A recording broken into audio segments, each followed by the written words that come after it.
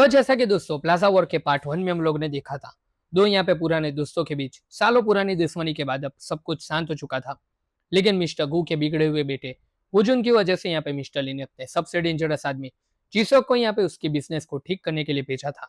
वहां जाते ही यहाँ पे जीसॉक ने दोस्तों कुजुन और यहाँ पे उसके पूरे के पूरे गैंग की ऐसी पिटाई की कि यहाँ पे सारे के सारे बंदूक के उसने होश उड़ा दिए। लेकिन उसने अपने बड़े भाई किजुन की वजह से पूरा मैटर वहीं पे रोक दिया और रेस्टोरेंट को 1 महीने के लिए यहाँ पे बंद करने का ऑर्डर दे दिया। लेकिन उसी रात दोस्तों यहाँ पे जीशॉक के ऊपर यहाँ पे एक प्लान एम्बश हुआ, जहाँ पे उसने अकेले यहाँ पे अटैकर्स को यहाँ पे धूल चटा दी। फिर भी यहाँ पे एक छोटी सी मिस्टेक की वजह से उसका यहाँ पे मर्डर कर दिया गया। अगले दिन जब यहाँ पे किजुन को अपने छोटे भाई की मौत की यहाँ पे खबर मिली, तब उसने यहाँ पे कसम खा ली कि वो यहाँ पे इस मर्डरर के पीछे छुपे हर एक इंसान को यहाँ पे ढूंढ के निकालेगा। इन्वेस्टिगेशन के दौरान यहाँ पे दोस्तों किजुन ने कुछ क्रिमिनल्स को भी पकड़ा, उससे मर्डर की यहाँ पे वीडियो को हासिल किया और उन लोगों की दोस्तों ऐसी हालत की कि पूरा का पूरा अंडरवर्ल्ड यहाँ पे कांप उठा। और सबसे बड़ा ट्विस्ट दोस्तों तब आया जब हमें पता चलता है कि जो किजुन आज एक नॉर्मल सप्लायर की तरह जिंदगी जी रहा था, वो असल में यहाँ पे एक जमाने का अंडरवर्ल्ड का सबसे बड़ा और सबसे खतरनाक फाइटर था। वो यहाँ पे अनडिफिटेबल चैंपियन था। अब अपने भाई की मौत का बदला लेने के लिए वो दोबारा यहाँ पे इस खूनी दुनिया में वापस आ चुका है। तो चलिए बिना किसी देरी के यहाँ पे स्टार्ट करते हैं प्लाजा वॉर्स का यहाँ पे पार्ट 2। प्रेजेंट में हम देखते हैं कि इस बॉस के बंदों की कुटाई करने के बाद मेवाड़े जॉब सेंटर का वो बॉस गीजुन के सामने अपनी सारी फाइलें खोल देता है कि हमारे इस लफड़े के साथ पर्सनली कोई लेना देना नहीं था, उल्टा हमें किसी और ने इस चीज की सुपारी दी थी। गीजुन सीधा उसे कह देता है कि मुझे तुम भड़वे लोगों पर भरोसा नहीं है, तो मुझे कन्विंस कर कि तो सही बोल रहा है। वो कहता है कि उन सारे लड़कों को बुलाने में 2-4 घंटे का वक्त लग जाएगा, तो ये इमीडिएटली करना पॉसिबल नहीं है। हम लोगों का काम सिर्फ ऑर्डर्स को रिसीव करके उनको मैनेज करने का है और कुछ भी नहीं, कसम से। तो गीजुन उससे पूछता है कि आखिर ये ऑर्डर्स कहाँ से आते हैं। क्या मतलब कहाँ से आते हैं? एंटलिन कंपनी। देखो जमाना पहले के हिसाब से काफी बदल गया है, तो अब तो बस एक ही जगह से ऑर्डर आते हैं। आपने उनके बड़े एडवर्टाइजमेंट भी देखे होंगे, जिससे आपको लगा होगा कि वो सिर्फ साफ सफाई का सामान वगैरह बेचते हैं और कुछ उसी तरीके के काम करते हैं। शुरुआत उन्होंने उन नशेड़ियों की गंदगी साफ करने से ही की थी। क्या सच में लोग ऐसी क्लीनिंग सर्विस लेते हैं? बॉस कहता है कि पहले एक ऐसा टाइम था जब वो लोग हमसे काम पाने के लिए तरसते थे, लेकिन आजकल लोगों को काम पर रखने वाली ये बकचोदी टोटली खत्म हो चुकी है। पहले पैसा देकर कोई भी सर्विस ली जा सकती थी और उसके बाद वो लोग क्लीन अप भी कर देते थे, लेकिन अब उन्हीं पैसों से क्लीनिंग और सर्विस दोनों हो जाता है। यानी कि अब आगे की चीजों का पता लगाने के लिए गीजुन को जाना पड़ेगा एंटलिन कंपनी में। वो तुरंत ही मोबाइल के अंदर उस कंपनी के बारे में कुछ सर्च वगैरह करता है, उसका एड्रेस जानता है और साथ ही उसके रिप्रेजेंटेटिव का नाम भी देख लेता है, वो बॉस तब भी उसे बताता है कि वहाँ पर जाने का कोई फायदा नहीं होगा, वो लोग तुमको सिर्फ क्लीनिंग सर्विस देंगे, उससे तेरा कोई लेना देना नहीं है, तू अपना देख। और हाँ, अगर तू ब्योंगचुल के कांटेक्ट में है तो उससे टच में रहना, और सबसे खास उसका नाम ब्योंगचुल है, ना ही बांगचुल। उसे इज्जत दे, वो तुझसे बड़ा है। अगले सीन में हमें दिखाई जाती है एंटलिन कंपनी की बिल्डिंग, जिसके अंदर ऑलरेडी गीजुन पहुंच चुका है और वहां पर जाकर वो देखता है कि CEO conference room 5th floor पर है। वो बिना टाइम वेस्ट किए सीधा लिफ्ट पकड़ता है और पहुंच जाता है 5th फ्लोर पर और सीधा ऑफिस के रिसेप्शन का दरवाजा खोलकर उस कॉन्फ्रेंस रूम के अंदर जाने लगता है। उसको वो रिसेप्शनिस्ट रोक भी रही थी, लेकिन वो उसे बस इतना कहता है कि मेरा भाई मर गया है, ये बात शुंगवॉन्शिम तक पहुंचा देना। इतना बोल के वो मस्त जाके सोफे में बैठ जाता है। तभी हम बाहर देखते हैं कि दो बंदे काफी स्पीड में भगते हुए वहां पर आते हैं और उस रिसेप्शनिस्ट से गीजुन के बारे में पूछ के उसे बाहर भगा देते हैं। पीछे वाला बंदा ऑफिस के दरवाजे को सोफा लगा के ब्लॉक कर देता है और वो काले कोट वाला सीधा अंदर गीजुन से बात करने जाता है और उसे कहता है कि हमारे बॉस यहाँ पर नहीं है, तुम्हारा जो भी मैसेज हो मेरे को बता दो, मैं उन तक पहुँचा देगा। लेकिन गीजुन उसकी बात का कोई भी जवाब नहीं देता। वो बस इतना कहता है कि मुझे उससे मीटिंग करनी है। इतने में वो काले कोट वाला गीजुन के और ज्यादा करीब आता है और उसे अंडर एस्टिमेट करता हुआ 2-4 बातें सुनाता है। फिर बाहर बैठे बंदे को सिर्फ कुटाई की आवाज आती है और उसे लगता है कि उसके दोस्त काले कोट वाले ने अंदर बैठे बंदे की कुटाई की है, बट सडनली अंदर से उसे एक जोरदार आवाज आती है और दरवाजा खुलते ही वो देखता है कि उसके सामने गीजुन था, ना कि उसका काले कोट वाला वो दोस्त। वो तो अंदर रूम में काफी गंदी हालत में पड़ा था। गीजुन उस सोफे वाले बंदे को कहता है कि चल अपने बॉस को फोन लगा, क्या तेरे पास उसका नंबर नहीं है? ये ले पकड़ मेरा फोन और लगा। वो एक ही सेकंड में कॉल लगा देता है और उससे बात करते हुए गीजुन कहता है शुंगवॉन्शिम, आखिर कहाँ पर है तू? एंड अगेन उस काले कोट वाले को लात मारते हुए बोलता है मेरा नाम है गीजुन, 4 दिन पहले मेरे भाई की मौत हुई थी, तो अपनी तशरीफ उठा और यहाँ पर आ, मुझे तुझसे उसी बारे में बात करनी है। हम देखते हैं शुंग वॉन शिम को, जो अपने कई सारे बंदों के साथ ऊपर 5th फ्लोर पर आने ही वाला था, लेकिन उल्टा वही अपने बंदों को वॉर्न करता है कि ऊपर जाने के बाद कुछ भी बकने मत लग जाना, तुम लोगों के भौंकने से उसको कुछ नहीं होने वाला। उसे देखते ही सीधा उस पर रश कर देना, और एक बात याद रखना, अगर पहला अटैक उसने किया तो हमारा खत्म होना तय है। ये बातें करता हुआ शुंग वॉन शिम अपने सारे बंदों के साथ 5th फ्लोर पर पहुंचता है। रास्ते में उनकी स्ट्रेटेजी चल ही रही होती है कि पहले मोटे तू जाएगा, उसके बाद तू जाएगा, एंड फिर सभी मिलके उस पर झपट लेंगे। वो लोग रिसेप्शनिस्ट के रूम में पहुंचते हैं, फिर वहाँ सोफे पर शुंग वॉन शिम बैठ जाता है और बाकी के बंदे आगे बढ़ते हैं कॉन्फ्रेंस रूम पर। वो बंदे फुल तैयारी के साथ दरवाजा खोलने लगते हैं कि अभी उसको दिखाते हैं उसकी औकात, लेकिन वो खुलते ही सीधा उस मोटे बंदे के मुंह पर पड़ती है गोल्फ स्टिक, जिससे वो उड़ता हुआ सीधा उस पहले वाले बंदे पे जाके गिरता है। उतने में गीजुन रूम से बाहर आकर उसी गोल्फ स्टिक से बाकी दोनों बंदों की काफी गंदी मार बजाता है। वो मोटे के नीचे दबा हुआ बंदा जैसे ही निकलने की कोशिश करता है, उतने में उसके भी मुंह पर एक मार पड़ जाती है, लेकिन गीजुन भाई इतने में नहीं रुकते। वो शुंग वॉन शिम के सामने अगेन उसके उन सारे बंदों पर उस गोल्फ स्टिक से लगातार वार करता ही जाता है बारी बारी से।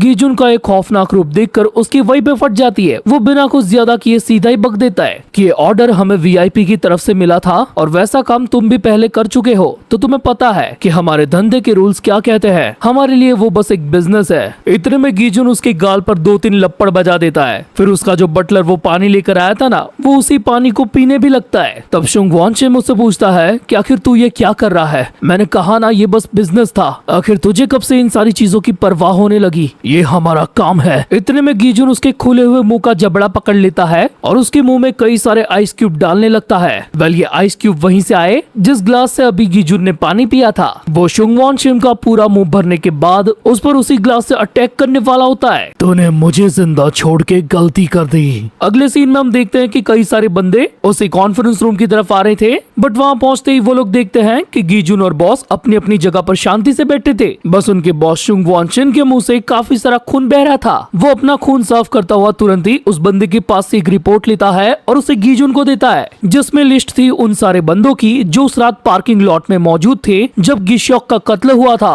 तभी गीजुन कहता है कि इसमें तो बस 12 नाम है। क्या तू पक्का श्योर है कि बस इतने ही लोग थे? हाँ, तो और क्या, पूरी आर्मी होनी चाहिए थी क्या? ये सुन के तुरंत ही वो उसके मुंह पे एक लप्पड़ बजा देता है। अबे यार, मैंने कहा ना उतने ही थे। ओए शुंग वॉन शिम, क्या तुझे और कुछ कहना है? तो भौंकना साले। ये बोलते हुए लेफ्ट से थप्पड़, राइट से थप्पड़, उसके अपने बंदों के सामने थप्पड़, लगातार थप्पड़ पे थप्पड़, जिससे शुंग वॉन शिम की हालत खराब हो चुकी थी और भाई ने मुंह से विमल भी थूक दी थी। बट गीजुन अपनी उंगली से अगेन उसके मुंह को सीधा करता है और फिर से चमाटे बजाना शुरू कर देता है। और कई सारे रैपट पढ़ने के बाद फाइनली शुंग वॉन शिम को ये पता चल जाता है कि वो जो बोल रहा है वो गीजुन को सुनना ही नहीं है। तो बाद में वो उसे सॉरी कहता है उन सारी चीजों के लिए, क्योंकि ये सारी उसकी ही पूरी गलती थी जिसकी वजह से उसका भाई मरा। सीन शिफ्ट होता है मेवाड़े जॉब सेंटर में, जहाँ ये अंकल लोग गीजुन की बात कर रहे थे कि आखिर एक अपाहिज बंदा होने के बावजूद उसके अटैक्स कितने खतरनाक थे।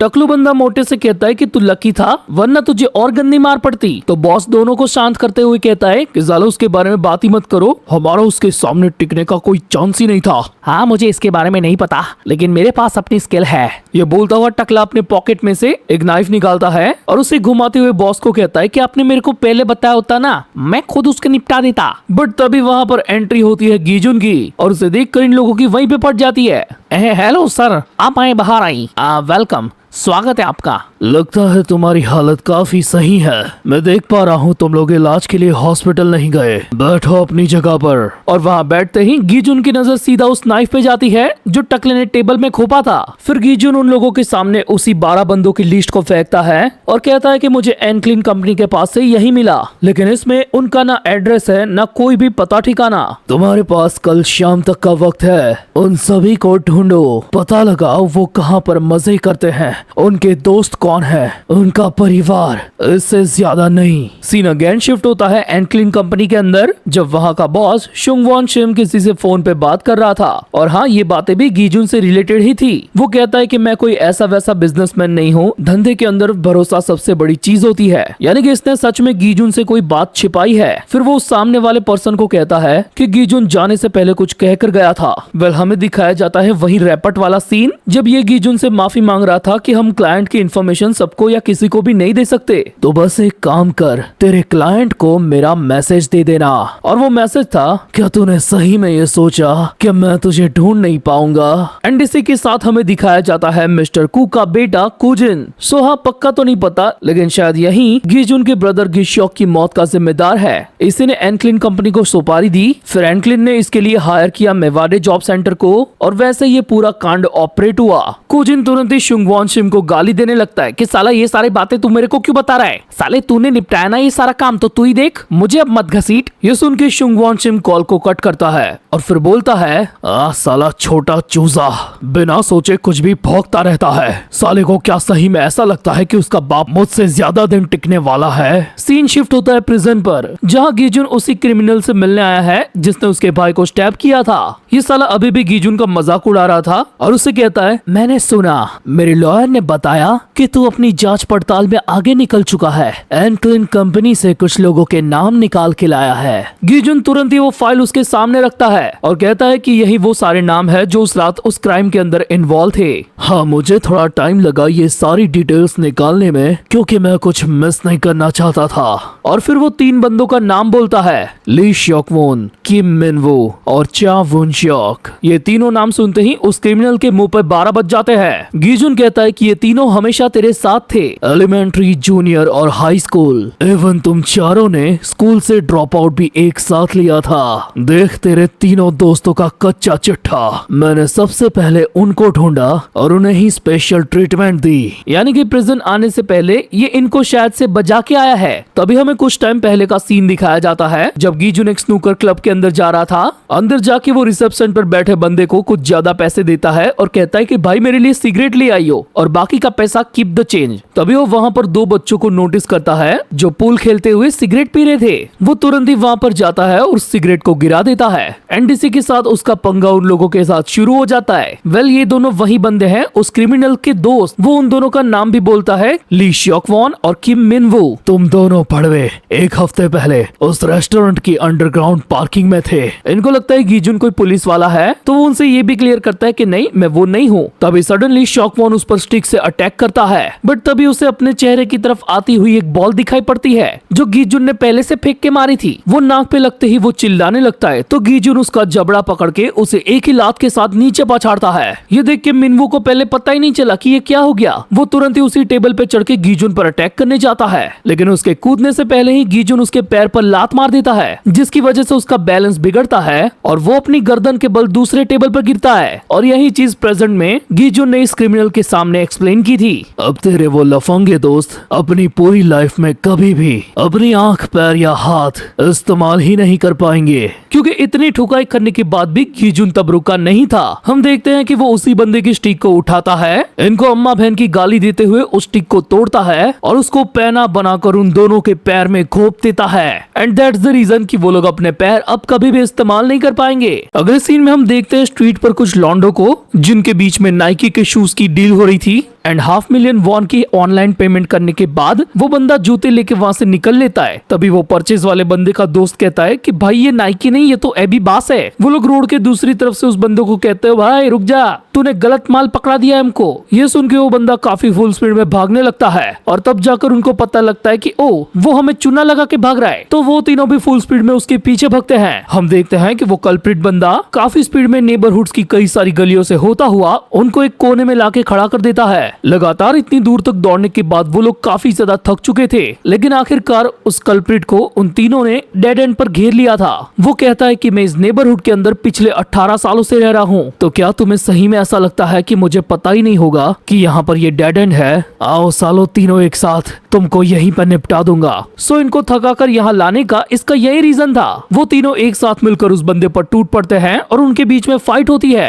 लेकिन थोड़ी देर बाद हम देखते हैं कि उस कल्प्रिट बंदे ने उनसे ऑनलाइन पेमेंट भी ले लिया और जूते भी वापस ले लिए। एंड उनकी कुटाई करते हुए वो वहाँ से निकल ही रहा था, ये कहते हुए आखिर जीने के लिए अब क्या क्या करना पड़ता है। तभी उसी गली के खोपचे में एंट्री होती है गीजुन की। वो आते ही उस बंदे का नाम बोलता है वॉन शॉकचे, यानी कि ये कल्प्रिट बंदा उसी क्रिमिनल का दोस्त है। वो फाइट करने की पोजीशन में आता उससे पहले ही गीजुन वहाँ पर पड़ी एक कांच की बोतल उठाकर उस पर दे मारता है और फिर एक के बाद एक उस पर मल्टीपल लाते बजाने लगता है। फिर उसकी थोड़ी सी हालत खराब करने के बाद वो अगेन उस टूटी हुई बोतल को उठाता है और उसे कहता है कि लास्ट वीक तू भी था ना उसी पार्किंग लॉट में जहाँ मेरे भाई का मर्डर हुआ था, तो जैसे को तैसा। ये बोलकर वो टूटी हुई कांच की बोतल से उसके एंकल्स को काट देता है और हमें बस वॉन शॉक की चिल्लाने की आवाज आने लगती है। प्रेजेंट में ये सारी बातें सुनकर वो क्रिमिनल हंसने लगता है और गीजुन से कहता है कि अगर तूने मेरे दोस्तों के साथ ये चीज कर ली तो क्या लगता है कि मैं तेरे सामने गिड़गिड़ाने लगूंगा। लेकिन तभी गीजुन भाई अपना मास्टर स्ट्रोक खेलते हैं और उसके सामने पत्ता खोलते हैं उस क्रिमिनल के खुद के छोटे भाई का। ये देख के उसकी फाइनली फट जाती है। अबे साले, तेरा पंगा मेरे से है तो मुझे एक बार जेल से बाहर निकलने दे, उसके बाद मुझसे लड़ लेना, मेरे भाई को इसमें मत घसीट। गीजुन उसे कहता है कि तुझे मैं चुनने का मौका देता हूँ, बस एक चीज चुन जिससे तेरा भाई आगे की जिंदगी जी सके। ये सुन के वो काफी ज्यादा गुस्से में आ जाता है, यानी कि गीजुन का मतलब ये था कि तू साले चूज कर, आंख, पैर या हाथ, इन तीनों में से तू जो भी चूज करेगा तेरे भाई से मैं वही छीन लूंगा। उस क्रिमिनल के आउट ऑफ कंट्रोल होते ही पुलिस उसे तुरंत ही पकड़ लेता है। तो गीजुन अज्ञान उस माइक के अंदर कहता है कि मैंने तुझे मौका दिया, बस एक चीज चुन वरना तेरे भाई से मैं वो तीनों छीन लूंगा। अगले सीन में क्रिमिनल का एडवोकेट उसको उसके दोस्तों के सारे सबूत दिखाता है कि कैसे गीजुन ने उनके हाथ, पैर और आंख तोड़े हैं, यानी कि अब से इसके वो तीनों दोस्त अपनी पूरी जिंदगी एक अपाहिज बनकर जिएंगे। फिर एडवोकेट आगे कहता है कि तुम्हें तुम्हारे भाई की चिंता करने की जरूरत नहीं है, क्लाइंट उसे प्रोटेक्ट कर लेंगे, हमें अभी ट्रायल पे फोकस करना होगा। तो क्रिमिनल गुस्से में कहता है घंटा कर लेंगे साले, मेरे को नहीं करना है ट्रायल। ये बोल के वो सारे पेपर्स उड़ा देता है। वो एडवोकेट डद्दू उसे समझाता है कि ऐसा नहीं करते बेटा, वो लोग अपनी पूरी कोशिश कर रहे हैं। अबे ओए बुड्ढे, तूने साले उसकी आंखें नहीं देखी है, उसमें कितना सारा गुस्सा भरा है, हमें उस गीजुन को पहले ठिकाने लगाना होगा। दद्दू कहते हैं कि बेटा तू शायद भूल रहा है, तू पहले ही किसी को टपका के यहाँ पर आया है, शुक्र बना कि हमारी वजह से तुझे थोड़े महीने जीने के लिए मिल रहे हैं। ये सुन के वो क्रिमिनल उल्टा उसको ब्लैकमेल करता है। अबे तेल लेने गई जिंदगी, मैं खुद ही जेल के अंदर लटक जाऊंगा और अपनी विल के अंदर तुम सबका कच्चा चिट्ठा लिख के जाऊंगा। फिर वो एडवोकेट इसी धमकी को अपनी शुद्ध लैंग्वेज के अंदर अपने क्लाइंट तक पहुंचाता है कि देखो अपना क्रिमिनल ये करने को बोल रहा है। एंड फाइनली फिर उन लोगों के बीच में एक डील डिसाइड हो जाती है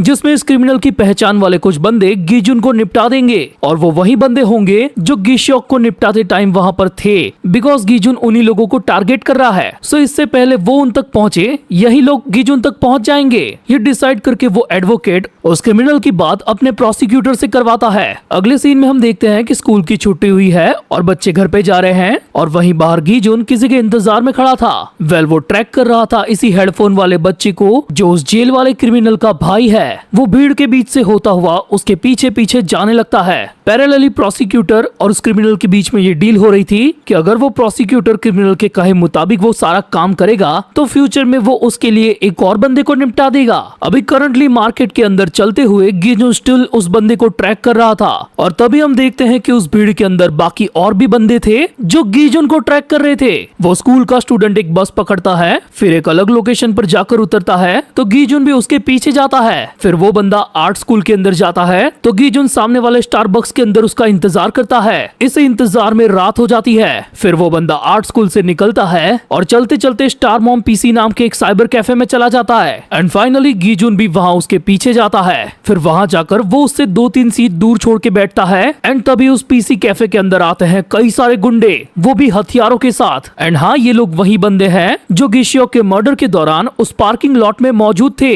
वो अंदर आने के बाद इस दुकान की कुंडी मार देते हैं और सीधा उस बच्चे के पास जाकर कहते हैं कि बेटा तूने बहुत अच्छा काम किया। वेल सरप्राइज सरप्राइज, उस बच्चे को पहले से ये सारी चीज पता थी कि गीजुन उसका पीछा कर रहा है। वो एक्टिंग कर रहा था ताकि वो उसे इस लोकेशन पर ला सके और बाद में ये लोग मिलके इसको धो दे। लेकिन तभी गीजुन उल्टा कहता है, सरप्राइज मदरफकर्स, तुम्हारे दोस्त के पास काफी अच्छा लॉयर है, अब तक नहीं समझे क्या? वो बंदा मैं ही हूँ जिसके बुलावे पर तुम साले सब के सब यहाँ आ गए। सो बेसिकली गीजुन यहाँ पर आया नहीं है बल्कि इन सारे क्रिमिनल्स को लाया है एंड अब वो अपने तरीके से इन सब का एग्जीक्यूशन करेगा। बोला था ना, आंख, हाथ और पैर। भाई बहुत ही गजब लेवल की चीज होने वाली है। वेल अभी ये बंदे भी गीजुन को अंडर एस्टिमेट करते हैं और उनमें से एक कहता है, अबे ओ पागल छमिया की औलाद, तेरा भाई भी मरने से पहले ऐसा ही शो ऑफ कर रहा था और फिर हमने उसके एल लगा दिए। उनकी ये बात चली रही थी तभी गीजुन के पीछे से एक बंदा कैंडल स्टिक के साथ उस पर अटैक करने आता है, लेकिन गीजुन काफी स्पीड में अपनी पहिए वाली चेयर को गोल घुमा के उल्टा उसको ही पीछे वाली डेस्क पर धक्का दे देता है। इतने में वो बाकी के बंदे भी उस पर अटैक करने के लिए टूट पड़ते हैं, तो वो उसी चेयर को उन लोगों पर जोर से धक्का दे मारता है जो सीधा पहले वाले बंदे को लग और वो बैलेंस खोकर उसी पर बैठ जाता है। एंड जैसे ही वो थोड़ा स्लाइड करता हुआ आगे जाता है उतने में गीजुन तैयार था उस पर एक खतरनाक अटैक करने के लिए। वो उस पर एक सक्सेसफुल अटैक कर देता है, लेकिन साइड से एक चश्मिश बंदा उल्टा गीजुन पर अटैक करता है, तो वो उससे बचता हुआ उस चेयर को अपना कवर बनाकर उस पर भी एक कैंडल स्टिक बजा देता है। गीजुन ने एक ही झटके में 3 बंदों को एक साथ निपटाया था। ये देखकर बाकी बचे हुए लोगों की काफी ज्यादा फटती है और इसी वजह से वो सब एक ही जगह पर जम गए थे। वो नीचे पड़ा बंदा उनको बोलता भी है कि अबे सालो खड़े क्या हो, मेरी मदद करो, लेकिन गीजुन उनके सामने ही उस बंदे पर कैंडल स्टिक के साथ इतने सारे अटैक करता है कि वो स्टिक पूरी खूनम खून हो जाती है और इस बंदे को निपटाने के बाद वो उन सब की तरफ आगे बढ़ता है।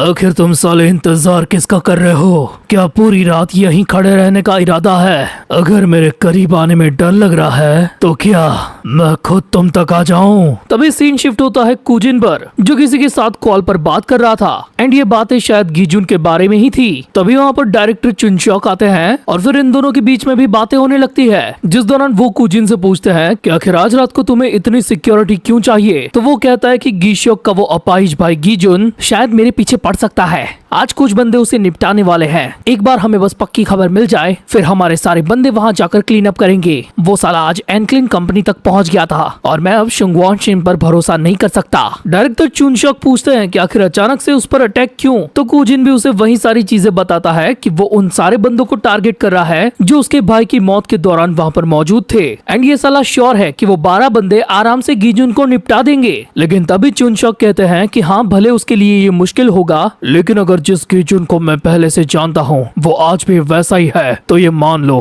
कि वो सब खत्म हो जाएंगे। मैं जिस गीजुन की बात कर रहा हूँ उसके पैर पहले ऐसे नहीं थे, वो अपाहिज नहीं था। एंड इसी के साथ डायरेक्टर चुनशॉक अपने पर्सपेक्टिव से गीजुन का पास्ट बताने वाले हैं, जो कि तकरीबन 16 से 17 साल पहले के इवेंट्स है, जिससे हमें ये पता चलेगा कि असल में ये गीजुन किस खेत की मूली है। सो इसी के साथ ये वीडियो क्लिफ हैंगर के साथ यहीं पर एंड होती है और अगली वीडियो में हम देखने वाले हैं बहुत खतरनाक भसड़ को, जो पास्ट के साथ साथ प्रेजेंट पर भी शिफ्ट होगी।